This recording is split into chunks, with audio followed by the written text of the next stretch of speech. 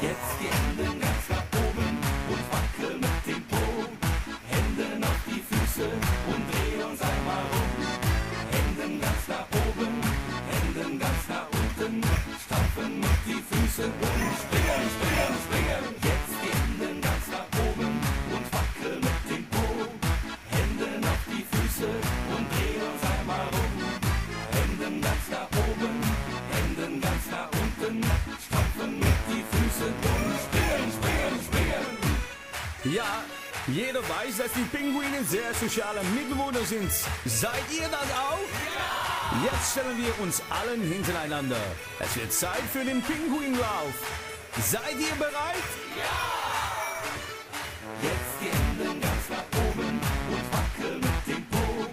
Hände auf die Füße und dreh uns einmal rum. Händen ganz nach oben, Händen ganz nach unten.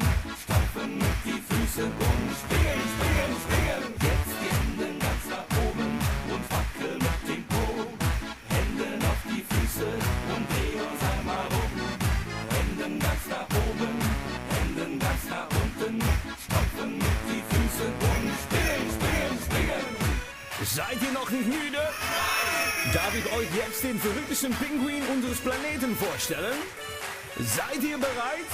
Hier ist Schiffy und weiter geht's. Jetzt die Hände ganz nach oben und wackel mit dem Po. Hände auf die Füße und dreh uns einmal rum.